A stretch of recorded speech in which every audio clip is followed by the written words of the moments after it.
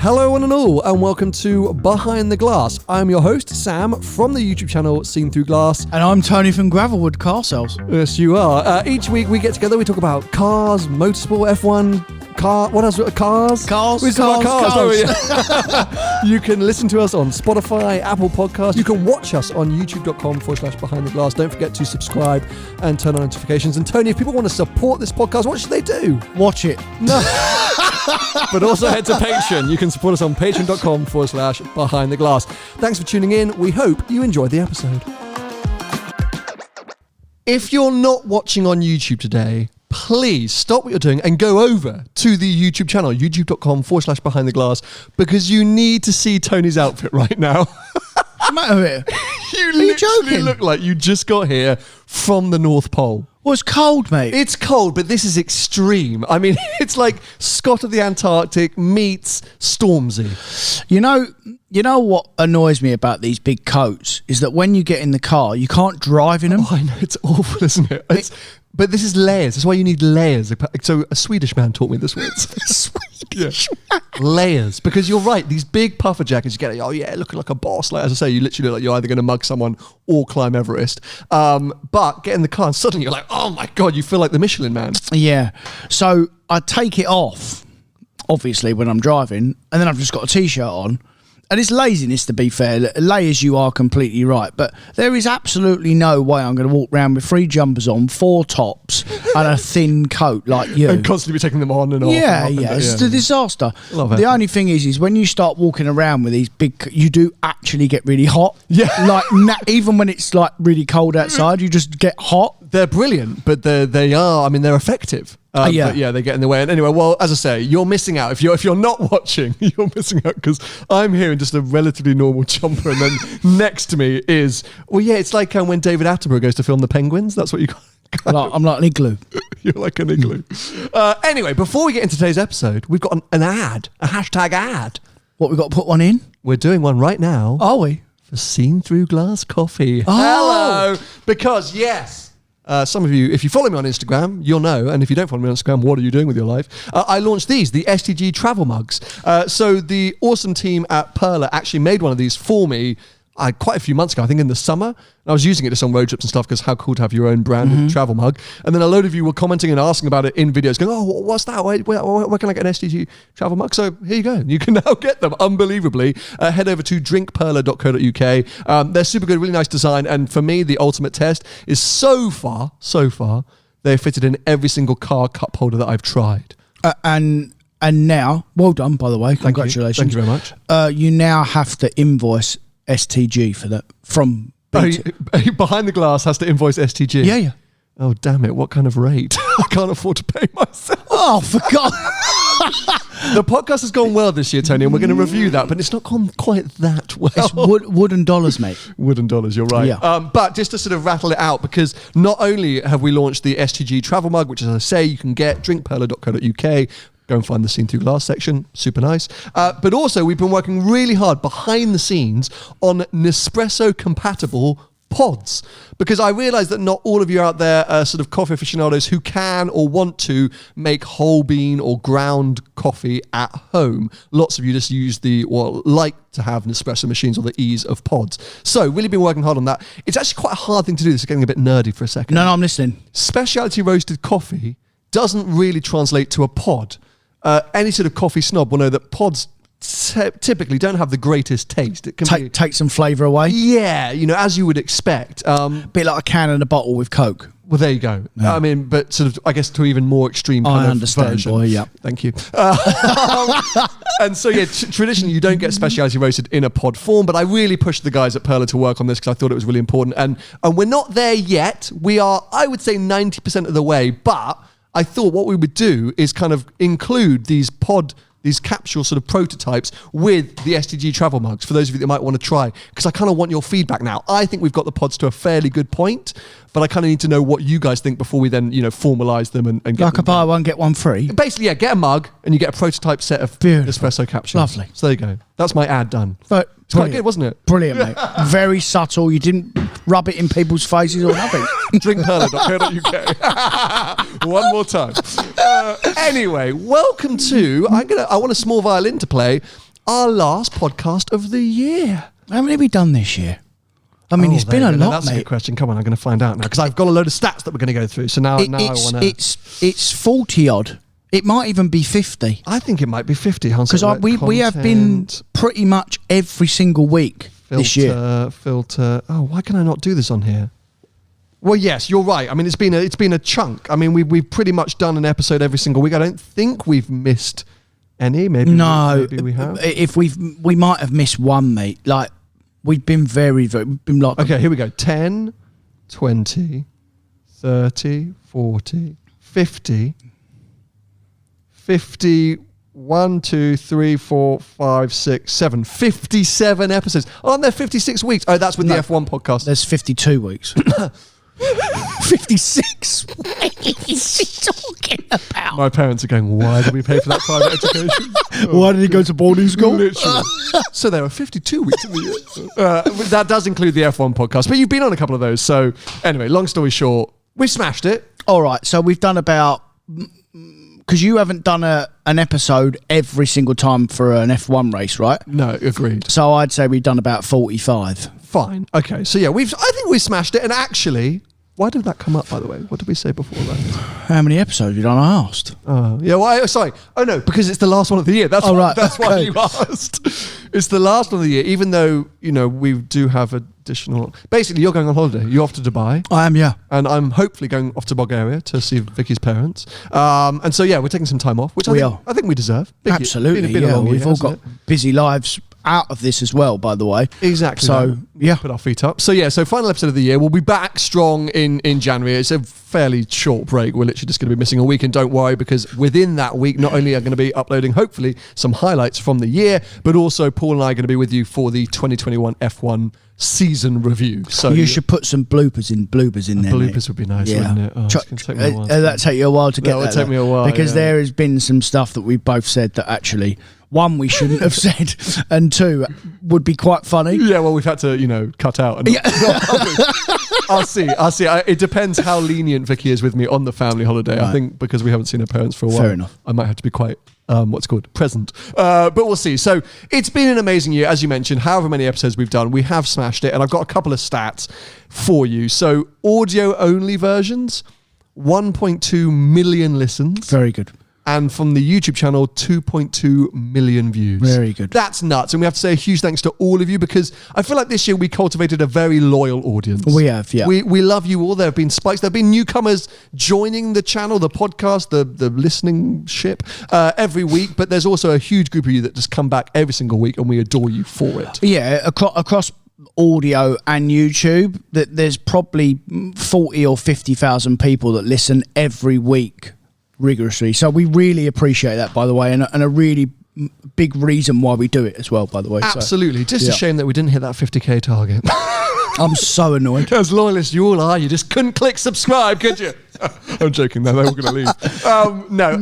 It was a target we set ourselves. I think we're going to fall short. We're at time of recording, we're 47.1k. Hey, I think we've still got to pat ourselves on the back.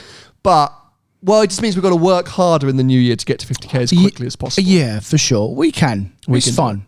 And as well, at points throughout the year, I don't know where we are now, was number one automotive podcast, mate. Oh, for a lot of the year, I think, as well. 100%. I mean, the podcast charts fluctuate a lot, and I think everyone who's in the automotive podcast scenes likes to post and promote when they get to number one, because it does change a lot. But what I love is we have consistently been top 3 all year. Yeah. That's what's brilliant. And, so it's been fantastic. And we've been loving it, haven't we? We've been enjoying it so much. Very good. And lots of plans to take this podcast onto even further levels next year. A couple of quick shout outs for some new patrons. Rajesh, Stephen Ramirez, Steve Burt, Jason Jones, Alex Routledge, and Justin Lopez. So great to have the patrons on board this year as well. Anyway, let's get into some car chat now that we've kind of cleared the room in terms of admin. Do you know what we're going to talk about today? Well, not a lot, because not a lot's happened. It's a very quiet time of the year in the automotive world, but I do have some stories that I want to talk through and discuss. And I thought we could also look back on 2021, talk about some of our favourite cars that have launched, maybe our favourite automotive moments, bits and bobs like that. Some of the cars we've driven. Exactly. Yeah.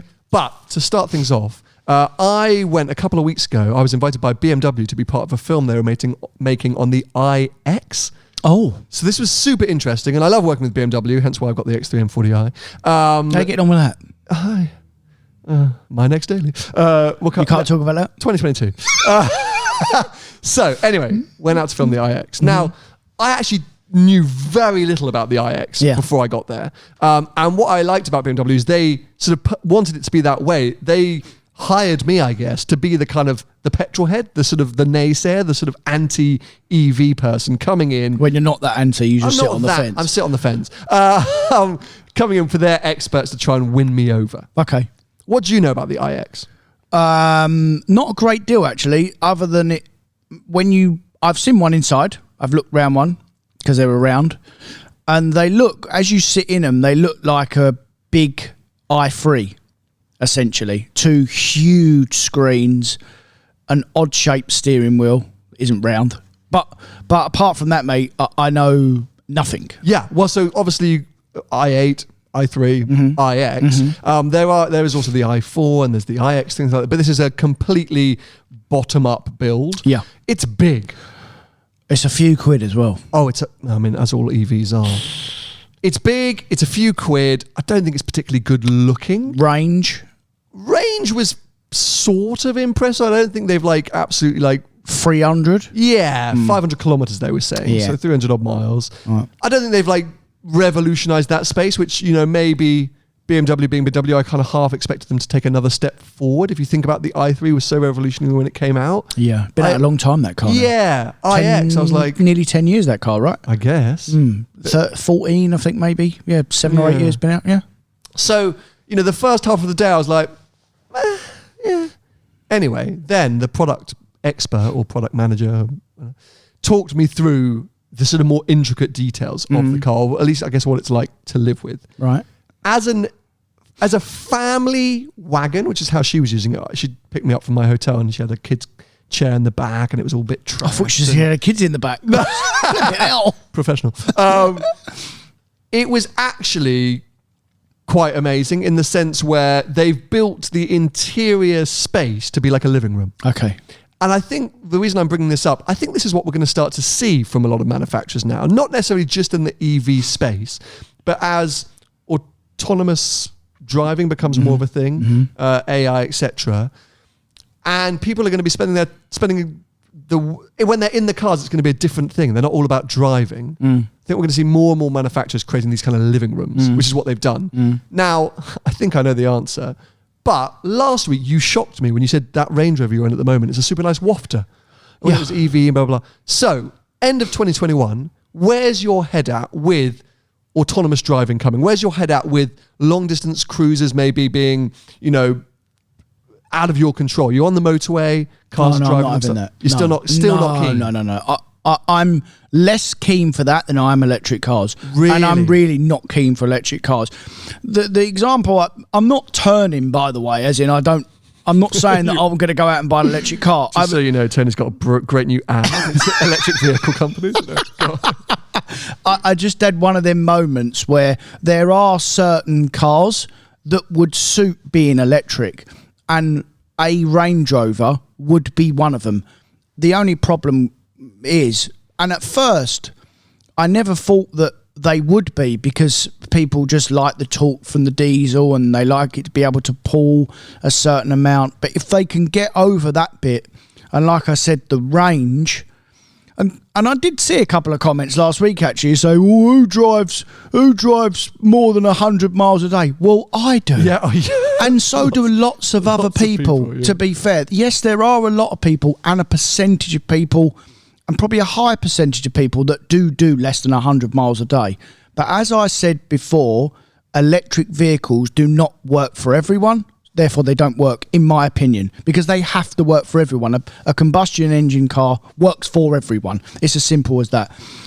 If they can get that Range Rover to do what it does as a diesel equivalent, exactly the same, 500-mile range on a tank of fuel, charging up quickly, because charging is still relatively slow. And even like the Taycans and the bigger stuff that you can get to 80% in 20 minutes, or there's still 45 minutes on a fast charger, and you can't get a fast charger at home.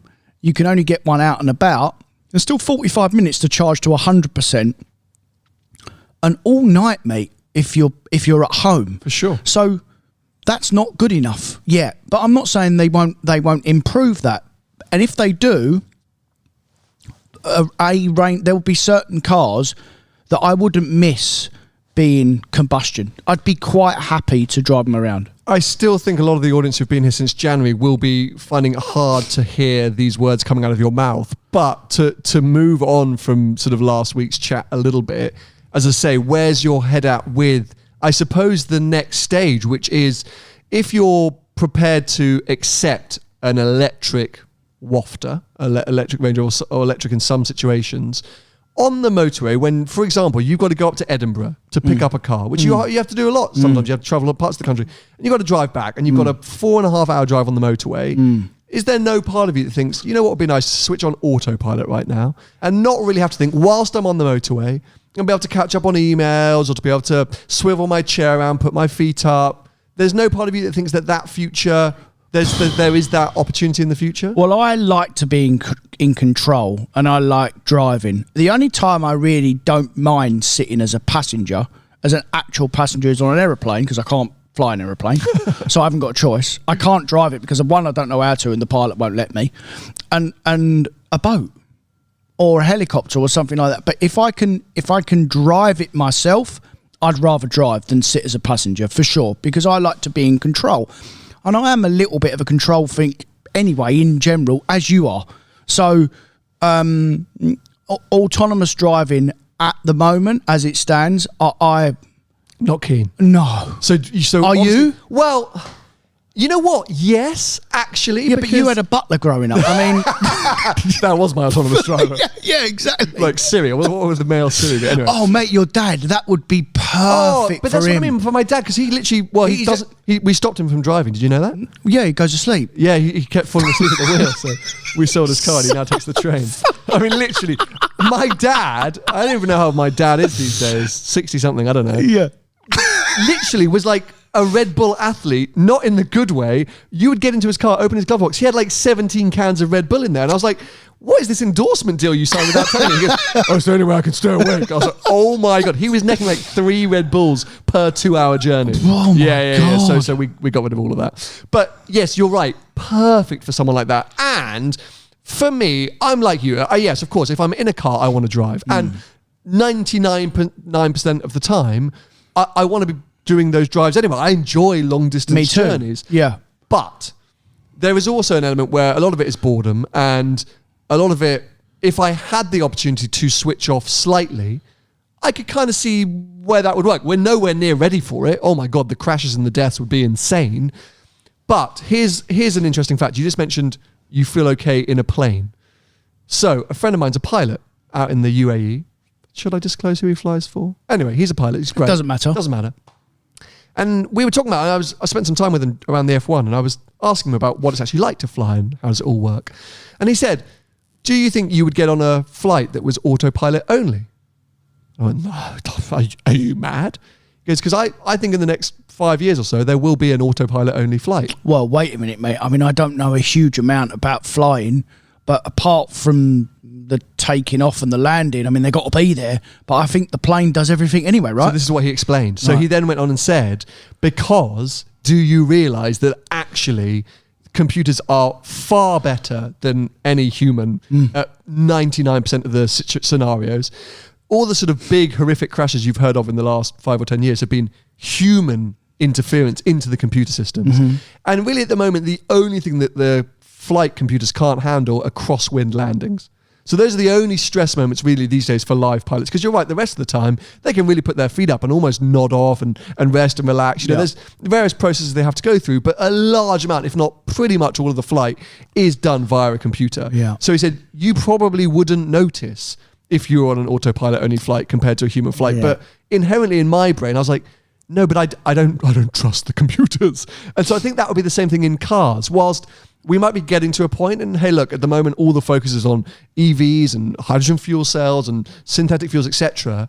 There will be a time where we're then going to move on to more artificial intelligence. And I would think loads more complicated though, in general, mate, to have a autonomous car to an autonomous plane. I mean, a plane doesn't stop for traffic lights. Fair. They're not driving side by side with each other. They're not driving. They're nowhere near each other. What about radar guided cruise control? Do you use that when you're in a car? No. You don't use it. Don't you? I don't. But you don't use cruise control anyway, do you? No, I do. I drive. I just drive because I'm fucking driving. Excuse my language. I mean, what's the point in being in a car if you're not driving? You must sit in the passenger seat. But this is the same argument we had with you when we were in traffic on our road trip, in like standstill traffic, creeping, and you were like, "Oh yeah, I'm in manual gears. I'm selecting." I was like, Yeah. "Hey, just knock it into auto. You're in a PDK Porsche. Just leave it in auto." You're like, "No, Right. I mean, that is too far." No. You're now being ridiculous. No, because on the swing side, on an absolute swing side, that Range Rover I'm driving now, Yeah. I never drive it in manual. Won't drive it in manual ever. It's not Okay, automatic. so now you've confused me. So it's sports cars specifically. And only Pacific sports cars as well. But why in crawling traffic do you not just knock it into auto? So the Turbo S that I had for quite a long time, for normal use, normal day use, I'd drive it in automatic. I'd only drive it in manual if I wanted to drive it fast. But the GT4, just because the way it is, although it's not really a proper GT car, is a GT car, I felt more in control by driving it manually. The same with the GT3. Even at 4 miles an hour in traffic, Even you at needed 4 miles. that connection. Yeah. Okay, so But I don't drive all automatic cars in manual. fine. There's only certain cars. But I'm a big fan of radar guided cruise control. I don't think it works, and I think a lot of the car systems Lazy, are like mate. that. I think, well, no, but mate, of course I'm lazy. I'm on the motorway. I've got a 3.5 hour journey. It's reassuring as a passenger. I'm lazy and I'm sitting in the driver's seat. Yeah. I'm just going to sit here with you. Of course, I'm cruising at 70 miles an hour. I can't go and I can't do anything. Radar guided cruise control, it just means that I can relax. I'm still paying attention. I'm still alert, but at least I can relax. Oh my God. Wait a minute. At what point do you want to relax when you're driving? On the motorway, when it's a 4-hour mate. drive and it's just nothing else going on, there's low traffic. What happens when you relax? Well, No. You lose. Answer the question. What happens when you relax? Yeah, your attention isn't as quite sharp as. What do you need when you're driving? Yeah, good sharp attention, and my words aren't coming right. out today. But So that's why. That's one reason why. Because I'd fall asleep. yes, okay, you make a very good point, but I'm not getting in a car with you anymore. Long journey, no chance. you are getting in a car. Because the thing is, I think you're okay. So you've actually hit the nail on the head, which really annoys me. As I do most weeks. It is definitely driver specific. This because Yeah. I say I relax. Of course, I'm not. We drive a lot. Correct. So I personally haven't necessarily been through like special additional driver programs, but given experience and things, I've got a lot of experience. Full stop. Absolutely. My sister, radar guided cruise control. That's a crash. Yeah. That is a crash. 100%. So I'm not saying it's sort of, Sorry. She would admit it. Okay. I'm not saying it's person specific, but it sort of is at the same time. You can't bring in autonomy for everyone at the same time because some people are going to be able to good at managing it. Sorry. Okay. I'm really messing up my words. You royally messed your argument up. Because what I'm saying is either everyone has to have it or no one. Absolutely. That's what I was trying to say. And this is the problem. It won't be for everyone as well. So it's not going to work, mate. We'll go back to the electric and the petrol car again. Maybe you're right. So let's move on. So we didn't. So the X. That X the iX. But we barely spoke about it at all. Well, no, because I was using it to segue into this conversation Okay, because I thought that was what was interesting. The iX, it's still not for me. It's too big. I'm still not ready for EV. Whilst they impressed me with a lot of the things that they were suggesting, You don't like the look of it. I don't really like the look of it. I don't mind but it. I thought inside it was super impressive. The Okay. sound system was the best sound system I've ever experienced in a car Really? in my life. Harman mate. Kardon? No, B&O. Right. Bang & Olufsen. No, Bang Bowers & Wilkins. Bowers & Wilkins. Bowers & Wilkins. Yeah, it used to be in Jaguar Land Rover. It literally vibrated like through my seat. Oh, It right. surrounds. It's better than being in the There'll be a cinema. speaker under the seat, Yeah, though. unbelievable, mate. Unbelievable. And very nice, materials and the layout, and it was spacious because it's got the flat floor. So very nice place to be. But I was using it to segue into this conversation of they were trying to make it like a living room. Okay, so you've done that brilliantly, mate, because I didn't even know you'd done it. So well done. Brilliant, mate. I am a pro at what I do. You are, yeah. Very good. So before we come on to highlights of 2021, one other thing I wanted to mention is two cars that I was really waiting for or expecting this year that still haven't come out? And do we think there's a potential reason for that? M3 Touring and Golf R Estate. Well, I mean, they will be coming, I think. I mean, M3 Touring is first quarter next year, maybe. But still not fully revealed, mate. No. As in, they'll be announcing it. I work fairly close with some BMW dealers, as you well know. So they are expecting that car second quarter next year. So that and deliveries when? End of about a year's time. Oh, bloody hell! Really? I think so. Yeah, third, fourth quarter. 100 grand? Yeah, it will be. Yeah. Yeah, will be. That's off my list. Oh, here we go. No, but I would say that's been delayed. That car. I mean, surely because it's been rumored. Everything's forever. delayed Because of the chips? Because of everything. Just because of, it's not just chips, it's parts. And now we've got another wave of this virus. So it's going to delay things even more. So if you're waiting for a new car, sit down.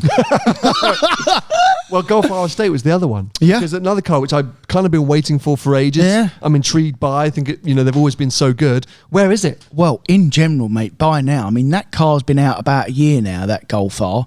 There are normally millions of them. Now, there's an estate. There are Every variant, every version. You can get one on lease for 300 quid a month, or no chance. No, they're all flying for 55, 60 grand. Yeah. Ridiculous, isn't it? Yeah. So there's two cars that I'm still keeping my eyes out for and intrigued. Do you by. want one? You want one of them? Well, I just want to have a go in them. Right. M3 Touring because heck, it's the first M3 wagon. So right. For donkeys. We'll drive like the saloon, but okay. Yeah, but look cool and very have good space and blah blah. I like a wagon. Yeah. And the Golf R Estate because it's the same reason. The same. It's always been very good, very usable. Sometimes overlooked because everyone likes the hatchback and likes to tune them and make them chatmobiles. But the Estate's always gone a little bit more down that kind of GTI route of being the everyman's fast wagon. Yep. So I'm just intrigued by them, and I keep looking for them, waiting for the more details, and never comes out. Yeah. So I'm sure they'll come. They'll be. So 2021. Let's look back. Let's have a think. I really had to rack my brain. Me too. Because if you don't live in the UK, for the first 6 months of the year, we were in a lockdown, and that was all a blur. And it's not just that, mate. Is that probably between us throughout the years and the year, there's not many cars we just haven't driven in general. Like for what you do and what I do, either I'm buying and selling them, or you go to press releases. It's really difficult. Press launches. Well, they are releases as well. Hard to go to a press release. No, why is that then? A press release is when they release the oh dear. It's not my world. Oh no. See, this is the last one of the year. Yeah. We're going to get through it somehow. So it's been a bit of a blur. Yeah. But there have been some gems. And actually, considering that we have still been in a kind of pandemic, even though sort of refuse to call it that at some point. I've got 3 or 4 good ones I have. Okay. So I want to hear the cars that maybe launched that you're most excited about or have been impressed by. Yeah. And, within that, maybe the one car that you think has been the most sort of important reveal of the year. Do you know what I mean? Yeah. Okay. I can think of that as well. Go, hit me. So, obviously, probably at the top of the list is, I've not driven it yet, but Porsche GT3. You knew that was coming. When did that actually get revealed? Probably the back end of last year, though. Yeah, I think so. But obviously hit the road. I feel like those Top Gear walkarounds. No, I think it was this year, mate. Was it this? I think it was like April time. It was this year. 100 because Porsche don't drag it out. They make them and they get them out. Yeah, I think you're kind of right. I mean, April were the press drives. Yeah, we all knew it was coming forever. No, here we go. It was November. Oh, really? November was the first time that they pulled the covers off, and those kind of people started getting their cars in April, didn't they? Yeah. Okay. So that's last year? Yeah, it's last year. But I think you can include it. I mean, fairly huge and important. I would flip that with 4RS. So that was on my list as well. Okay. A 4RS. Most important car, I think, this year, keeping with the petrol head values, the STO. Oh, wow. I did not see that coming. Yeah, because... Really? Well, because everything's going... I've not driven one. Everyone's saying it's better than the Perf. And the Perf was a pretty good car anyway. they've kept their roots, as in natural aspirated V10, where everyone goes turbocharged or hybrid now. Look at Ferrari and all these other makes. Porsche are obviously still doing NA stuff, but to make a big fire-breathing V10 in these climates, in the world we live in now, just even if it's no good, like, bravo. Like, I mean, I think we've, for sure, I was going to come on to the brand that we have celebrated and probably continue to celebrate the most this year is Lamborghini. They've actually been, I think, the petrolhead brand of the year in the sense of staying true to making proper petrolhead cars. Yeah, they haven't changed. They haven't changed. They're limited amount of models, limited variants. You stay true to big hunking V12s, V10s, big shoutiness, which, as you say, given the way the world's going, isn't actually really that appropriate. No. But for those of us that like big shouty supercars that look mad and sound crazy, God, they're ticking some major boxes. Yeah. So I didn't see the STO coming on your list because I've sort of heard from people that it's a bit too intense for the road.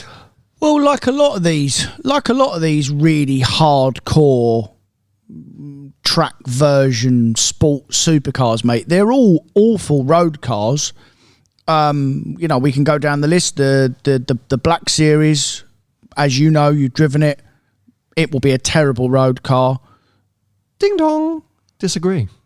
You said it was. You told me it wasn't a very good road car. That was before I'd driven Schmees in Dubai. Oh, wait a minute. Wait, you drove it in Dubai? Yeah. Where the roads are like billiard tables. Sure. Right. Still. Perfect. Now drive it in the UK. Fair. Be a disaster. But actually, I was very surprised and impressed. And this was Tim's whole angle, right? Because he said, like, you can drive the car. I was like, his one's tuned, by the way, as well. Sure, but I didn't. That's ruined it. That's not You've what I tapped ruined your into. car, Tim. I actually think he's made it better. No, you can't make it better than a manufacturer. Not from the power, but from the sound, mate. Oh. Because that car was like a vacuum. Like, it did not have a noise. Oh, he's putting exhaust on it. He's put the loudest exhaust on it. Right. And it's actually how a Black Series should have sounded from factory. Right. You've made your car better, Tim.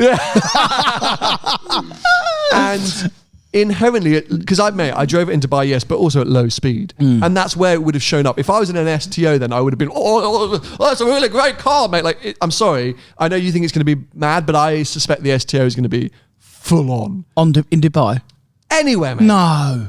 Everyone says that car is so extreme. On a nice, smooth, flat road. I don't think it'd be any worse than a Black Series, surely. It's not always about the smoothness of the road, because it can be the interior environment. It can be the harshness of the gear changes. It can be your surroundings. It can be the materials around you. If you're in a complete, stripped out, carbon only, nowhere to put your arms, nothing, no comfort, it's going to feel like you're in a race car. No cup holder. No cup holder, lol. Just fuming. Oh, what is this? I barely fit in a standard Huracan, let alone an STO. I don't think you'll get in one. Probably not. No. The Black Series is still an AMG GT.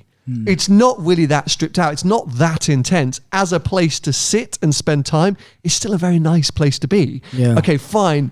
Inherently, it's going to be a little bit firmer. And yes, I was on nice, smooth roads, so fine. But it's also the layout of it, that sort of GT, big front engine in front of you, power going to the back. Like, it's not that knife. It's a big, blunt instrument. But an STO is a bit... All right, then. On the flip side, then, what an absolute rip off the Black Series in. Everyone go and buy a Pro. Because agree. No, I still. I stand by that. Yeah. Go and buy an AMG Pro or an AMG doesn't GTR. Look as ridiculous as well. And it doesn't look like it's crashed through Halfords. So then, from that point of view, you have to praise Lamborghini a bit more, because the Performante was already quite a hard, brash car, for sure. So for them to charge another $100,000, they've had to really think. And that's what they created an absolute bonkers bit of kit. So 2022 goal for both of us: drive that car. Yeah, because I'm super intrigued, and I agree. They at least have done what they should have done, which is just create this mammoth creation rather than. I know the Black Series is very different, and Shmi will send me a long message on WhatsApp about this after this podcast goes out, but. Behind the wheel at non-insane speeds, I stand by what I said on the press launch. is that it feels too similar to a GTR Pro. It's only when you really start going hell for leather on the Nürburgring or on track that you start to realise the benefits. I'll tell you what I will wager. That I think the Black Series is probably better on track than the STO. Yeah. There's got to be some videos out there of that, surely. Well, Tim's got both cars. Well, crack on, Tim. We're waiting for that content, mate. Because they would have sorted the brakes out on the Merc. I'm not sure they would have done the same on the Lamborghini, because my Lamborghini, when I had my Perf, was awful. I remember you saying you had brake fade after like 2 laps. Right? That's about 5 or 6 laps. The brakes would go. Okay, so I would actually say I think the most important car for a petrol head this year has been the Emira, the Lotus Emira. Because it's that price range, mate. Exactly. It's that lovely sweet spot of 70 grand. But actually, when you get close up to one, you think, flipping hell, now I know why it's only 70 grand. No, but mate, this is the whole point. I mean, this is your favourite thing during the summer, to absolutely go on the Emira, because you say, oh, look, it's cheap. It's cheap. Well, it is cheap. Exactly. And that's exactly the whole point of why it's a win. People going on about how it's like it's a budget supercar. Look at one. It is not a budget supercar. I think some of the launch photos made it look like it was more than what it actually is. Yeah. Even when I saw it in the flesh so in the studio, when I saw it under lights, I was like, oh my God, they have absolutely nailed this. Yeah. When I saw it on track and then I saw it at Goodwood, I was like, okay, no, it's a Lotus. Like, it's a really great sports car Lotus, but they also, like Lamborghini, have completely stayed true to their roots. They so easily could have misread the market, the world, gone up 100 grand, put in a really awful gearbox and engine that no one wanted, and made the car way too heavy and But no, they've obviously trying to do something by bringing in these AMG engines and having the auto box, which is great, and it will appeal to a whole load of people. The same people buying 4-cylinder F-types. Well, that's the one to have. Entry-level Caymans and stuff. But then they've also still got the manual V6, which is Lotus DNA. And okay, fine, it's not their Elise replacement. It's not the lightest of all light, and there'll be Lotus purists going, oh, it's not really quite right. But I actually think Lotus absolutely nailed the brief on that car. But we have had this before with the Alpine A110 or whatever, people getting all excited about this new car. We had it with that thing that you had that GI Yaris? No, the Alpha thing. 4C. When that, everyone said that was crap, mate. But everyone was really excited about it when it came out. This is going to be the next new best thing. And listen, the problem with that market is, in general, is that you are right, and we've said it before, you are right in the firing line of Porsche, who make the best sports cars. There's no getting round it. They make the best sports cars. And it is very similar money to a GT4. Yes, okay, fine. The V6, the manual with all the options, you're getting close to GT4 territory. Yeah. I don't think Lotus are going to outsell Porsche, or I don't really know what the other rivals are, because if you start looking at C63s, they're big, heavy bits of kit. No. But I don't think they're going to suddenly outsell Porsche, but I do think they might steal a few people away from Porsche with the Emira, more so than they could ever do with the Evora or the Exige, because I remember I spent that summer with the Evora, and it was amazing, the 410 Sport, and it was so good and I loved it, but fundamentally it was like, would I get this instead of a G4? Probably not, because it's just lacking in a few areas, while the Emira has addressed a lot of those areas.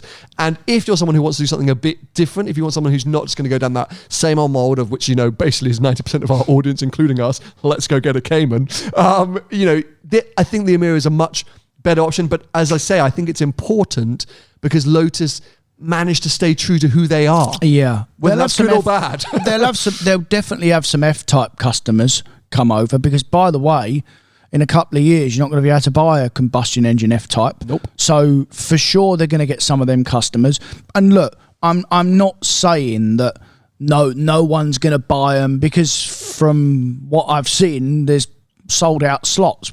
That means nothing, because you've got the overs market that the general public think they can buy something and flip something for 30 grand over list, and Lotus don't care, and they're just going to keep making the cars.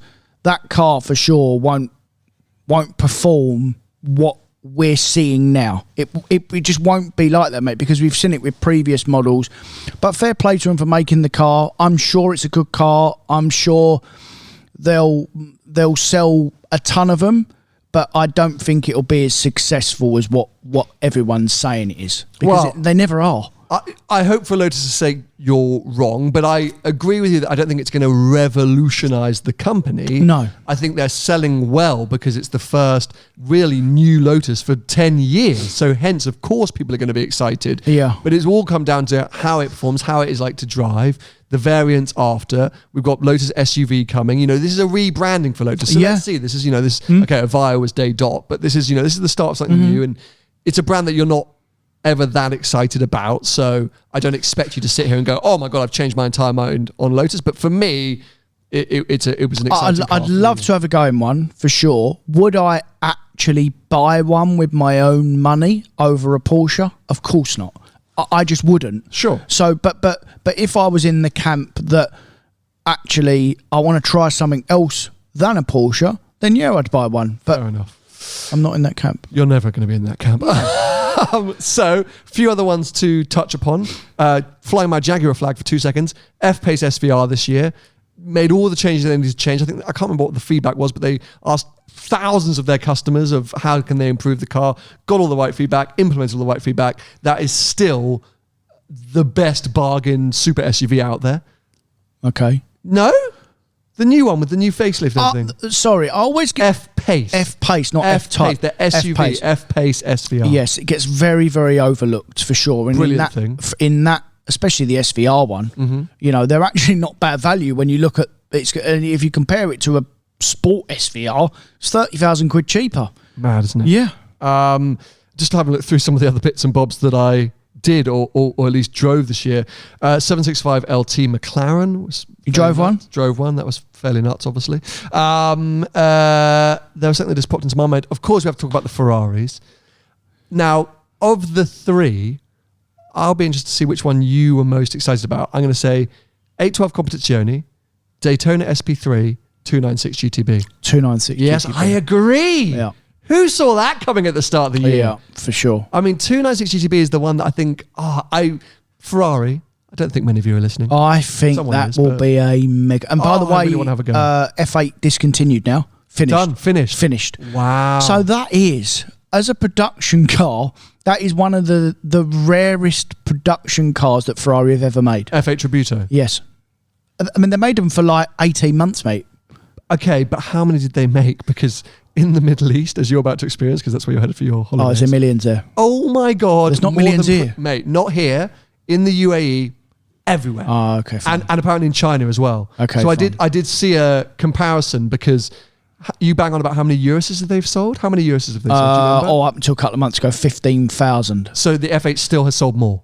Really? Yeah. In that period? They've sold more they've absolutely F8s. smashed it, yeah. Yeah. It's been nuts, but it's just for some reason in the UK. There's none. Yeah. I don't know why that is. F8 Tributo, this is Because it's a rip-off. European sales. Where's my final year? Yeah, it's not. It was no one bought it, mate, because you might as well just have a normal 488. Because apart from some clock changes and bumpers, it was basically the same car. Can I just say, sorry, do you not hate cookies when you enter a website? Yeah. Oh my God, I'm like trying to look at this website and it won't let me pass the bloody cookie thing. So screw you, website. I'm now going to leave you. Everyone sort out the bloody cookies things. Because I wanted to bring this number up because I genuinely thought the same. I didn't think it was that many. But I saw a stat somewhere. Where's my thing? I follow something on Twitter, which is like car stats. I'm determined to find this now. Isn't it amazing how different countries and what about America? Because America, have they bought a lot? They don't really like Ferraris in America, do they? I think they do, mate. I think it's the biggest market in the world, isn't it? Is it? Ferrari's biggest market is the US, no? Well, judging by what you just told me, it's the UAE and China. I think that's growing. But in 2020, Italy was the third largest European market for Ferrari after the United Kingdom and Germany. Great. What else? Which country buys the most Ferraris? The USA, dude. Oh, right. Yeah. Then Germany, then UK. Yeah, I know that UK is the biggest in Europe for. Okay, so I found the right page. Let's Supercars. get to where Urus versus F8. This is going to be a vibe right now. I mean, 15,000, mate. I mean that. Well, no, but hey, don't quote me until I found this stat right. That means they're making 10,000 a year. I think it was per year. Hold on. I got to find the stat. Oh, I really should have done this research, but I didn't know this is where the conversation was going to go. but you know, if you was an ultimate machine like me, you just would have remembered. Oh, I know, but I'm not good at like stats and numbers like that. I sometimes am amazed by how you take it in, because you're really, not that clever in other ways. No, I'm not that clever in any other way. Somehow with these kind of stats, this goes in. Yeah. Oh, come on. I'm never going to find it, am I? You only learn what you want to hear. I'm going to give it another 10 scrolls. Oh, here we go. Yes. Woo! Okay, global deliveries, 2021, the F8, 10,706. Unbelievable. The Urus, 8,802 in 2021. How are they making them cars, mate? In 2020, the 488 was the top seller, 9,100, and the Urus, 7,400. So up until the Urus came out, the Lamborghini only ever got close enough in half the number of sales. Global deliveries, sorry, these are Ferrari versus Lamborghini. So in 2018, 9,488 compared to 5,000 Huracans. And then when the Urus came along, immediately caught up. So 10,488 compared to 8,000 Urus. Amazing. Then 9,488 compared to 7,000 Urus. 10,000 F8s compared to 8 or 9,000 euros. If anyone wants to know, by the way, this is an amazing Twitter page called Car Industry Analysis. And it's a at Love Car Industry. They're incredible to follow. They throw up some amazing stats. That's a prime example. They're just comparing Ferrari. And I'll tell you another good, an unbelievable stat there. You just reading that out. An SUV in general. Mm-hmm. So Ferrari outsell Lamborghini with a car that fits everyone. Yeah. It just goes to show brand value to another car that most people use 4 times a year. Yeah, I mean, average 2,000 miles a year in a Ferrari, don't you? Yeah. So or you got an SUV that is unbelievable in terms of its variety and who buys it. And Ferrari are still selling more cars than that. It's incredible. So the question is, how many Purosangs, or whatever this Ferrari SUV is going to be called, are they going to sell? Because in my mind, that thing is going to be like a wildfire. Well, it's quite a bit more money than a Urus, though. So I think 350 starting price. It's going to be 400 grand, isn't it? Yeah, 400 grand once spec'd up. Cullinan money. V12, or is it the 296 engine? I think they're doing 2 variants, aren't they? I think they've got to. There's the sort of, not the 812 competition, but the 812 engine, sort of full V12 engine, and then there's going to be a hybrid variant, which might be the 296 sort of variation. Which you'd think will be a lot cheaper. That's not going to be 350, surely. Yeah, I reckon the hybrid car will be 275, and I reckon the V12 car will be 350. Yeah, something you like might that. Be right. Yeah, plus options. They're going big money, and I think but they'll sell a ton. They obviously think that they're going to sell it because they wouldn't go big money otherwise. So, and then they'll be making 20,000 cars. This is the problem I have with Ferrari, because now they're becoming into mass production, and they're going to lose their value. I think so. They become less special. So I disagree. Really? Based on my experience of Finale Mondiali, of being right in the thick of it, I actually realised Ferrari are genius, and what they've done is actually bring more people into the brand, made them sort of just lovers and adorers of the brand, and catered for them. And they just keep taking their money, basically. Because now, if you're a Ferrari customer, so maybe in 1990s or whatever, you would have your 550 Barchetta as your flagship car, and then maybe you'd have a 355 for the weekends or whatever, where now you would have an 812 GTS, you're going to have a 296 GTB, you're going to have a Portofino M for the misses, you're going to have a Roma for the dirt. So you just buy them all. That's the difference. Which at the beginning of the year I was so with you, and before Finale Mondiali we were slagging off Ferrari, going, where are you going? Then I got on the ground and I went, oh, they're just catering for a bigger market. Yeah, I'm sure they know where they're going, mate. They're not stupid. It's just, from someone that's been buying Ferraris a long time, I think it takes the specialness away, because you, as an individual, you buy that brand for the exclusivity. But when it's not there anymore, why? If they're going to end up becoming a Porsche, where they just make cars for fun, and I get why they're doing it. They're a business, of course, and they're standalone now, and I completely understand the shareholders and stuff and why they're doing it. And it is, from a business point of view, the right thing to do. From a customer point of view, from someone that's been buying cars for a long time, for me, it just takes the specialness away. I'm totally with you there. As a Ferrari fan for a long time, I agree. But I think we are no longer Ferrari's aimed customer. No, it's new money. We're not who we're aiming at. Yeah. They're aiming at a different place. And they're still catering for us with Daytona SP3s and 812 Competiciones, which are like the Porsche GT products, but they're now trying to attract and catering to a different market, and we are their sort of old school customer. So what's the top 3 best cars you've driven this year? Okay, so that's what I was going to come to. Top 3, probably. Okay, so I've got to say the 250 short wheelbase GTO engineering. What do they call it? Revival, I think they call it. Right. Okay. Blew my mind. Unbelievable. Better than every experience I could ever think of. Okay. The one that's going to surprise you and you're going to argue with me on, Portofino M. Just because I wasn't expecting it. I spent a few days with it. Absolutely adored it. Still want one. Still going to go spec one up. Let's see what happens. Won't buy one. Probably won't buy one. And then, see, I'm going to have to remind myself. GT3? Yeah, like it's almost too easy. I know, I went mental, but you know what spoilt it is I drove that PDK car in Monaco, and it really spoilt the 992 for me in my head. You didn't like it? Yeah, because you're right. I loved it when I took the manual car to Wales. I drove that PDK one straight after getting out of a 991.2 touring, and I was like, oh, no. Really? I've really distanced myself from 992 GT3 now. Yeah, I know there's going to... Oh, Rapide AMR, no joke. Mate, I've driven some good cars this year. Yeah. No, you can rattle through a few more. 765 LT, for sure. That was up there, you think? Yeah, because it's just bonkers. I mean, you never buy one. Bonkers. I drove that E-Type. What do they call that? The recreation? Is that the best car out of the 4 or 5 lightweight cars at the moment? The 765, do you think? So, what have I driven? Pista, 765 LT, STO, Black Series. Okay. And GT2.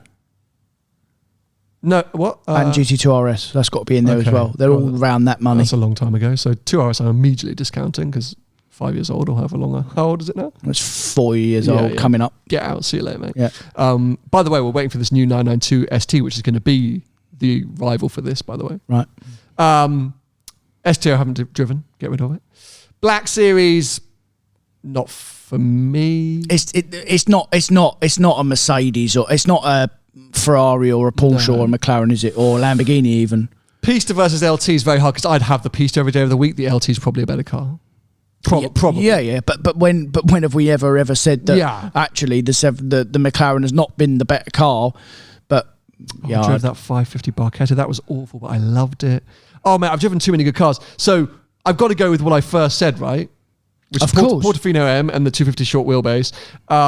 There are a handful of other, 992 GT3, it's what comes to mind. Alpha 8C, Alpha Giulia GTA. Like there's a lot of other cars in there, but those two are the ones for right now that stand out for this year. How about you?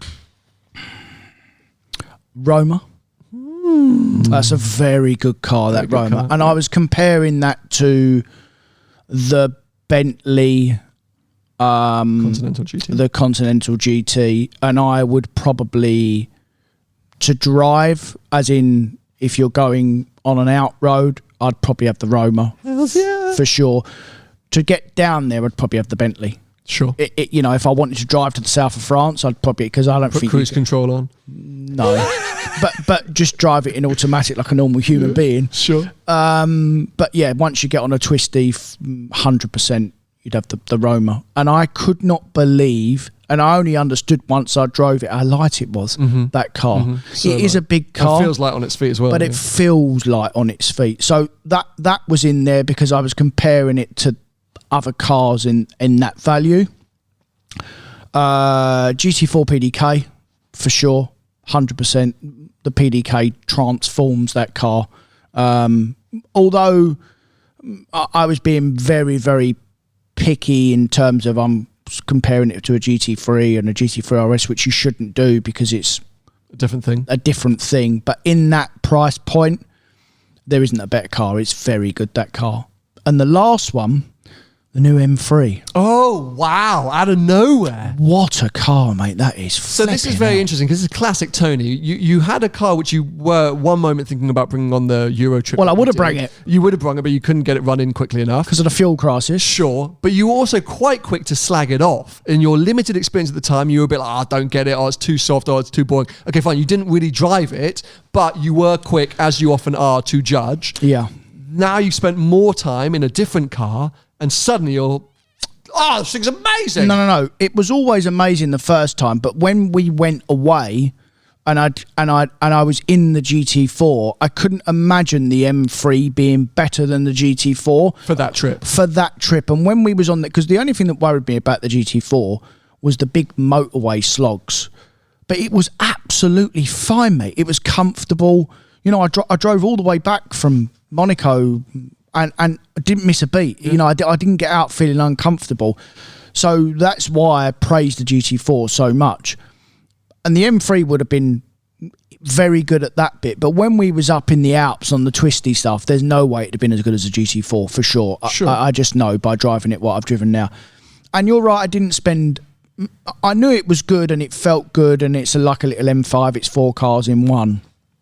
But now I've got another one now and I've used that and I've done some miles in that. Flipping hell, what a car. Really? Oh, mate. You love it. Because it's got so many, like the M5, it's got so many sort of personalities, so many different... The only thing is like these modern cars, as we know, they can almost be a bit too perfect. But I like perfect. I like a car to do exactly what it says on the tin. And it's why I like the M5 so much, because they're 4 cars in one. And the M3 is exactly the same. Yeah. So if I say that the M5's the best all-round car you can buy, I've got to say the M3 is very similar, because it's a similar car. It's a baby version. It's brilliant, mate. Yeah, I need to spend more time with one. I only drove one during the launch again for a day, and yeah, probably need to spend a bit more time with it. In all scenarios as well. It ticks the box. It's comfortable. It's got lovely stereo in it. It's quiet. I'm excited by the touring, but yeah, if it's not coming for a year and it's $100,000, not. And if you want to get your foot down or go sideways or drive it properly, the steering and the brakes, it just everything, mate. Yeah. It's just very, very good. Well, I think, fundamentally what we've proven is this year has been good. It's had its trying moments, and I know for lots of you out there, it's been very, very tough. But we've been spoiled. We've been lucky. We're still here. We've still been able to work, with huge thanks to so many of you for supporting the podcast. We've been able to keep this going alongside everything else we've been doing. And we've had some amazing car experiences, driven some brilliant new cars, discussed some very exciting newer cars, and also slagged off some old ones. Thanks, Tony. And it's exactly what we hope to be doing next year. So let's see what 22 has in store. No, we're going to step it up next year. Well, I mean, we're going to step it up with the podcast, hopefully, but other experiences. Let's see what Omnicron has to say about that. Fingers crossed, we'll be getting out there, experiencing more, doing more. We have actually been muttering about a potential road trip with Paul again very early next year. We're going to have to wait and see if we can make it all happen and again see what the world's saying, but that could be very interesting. Well, it will be interesting because it was his idea initially, and then he's got his Speedos on, he's backstroking. Yeah, exactly. Well, once we said we're coming, he suddenly changed his mind. Yeah, well, I can't do this and I can't do that. And we'll figure it out. And then, of course, we are working on it. Behind the Glass Live will return strong in 22. So stay tuned. But yeah, thank you so much for all of your support this year. Yep. It's been incredible. We haven't got to 50k, but we're not going to hold it against you. Nope. We hate you all. No. So yeah, if you haven't and you're thinking about it, subscribe now. I'm not going to do that now, are they? You said you hate them all. I'm joking. Subscribe now, turn on notifications so you don't miss those episodes when we're back. As I say, one more episode coming this year with Paul reviewing the F1 2021 season, and then we'll be back the first week in January to pick up on our chats and look ahead to next year. So yes, if you want to follow Tony, he's at Tony Gravelwood Car Sales on most social media platforms. If you want to get yourself an STG travel mug or try the new Nespresso aluminum capsules, head over to drinkperla.co.uk. You can follow me at Seen Through Glass on most social media platforms. Bye-bye for now. Bye. Merry Christmas.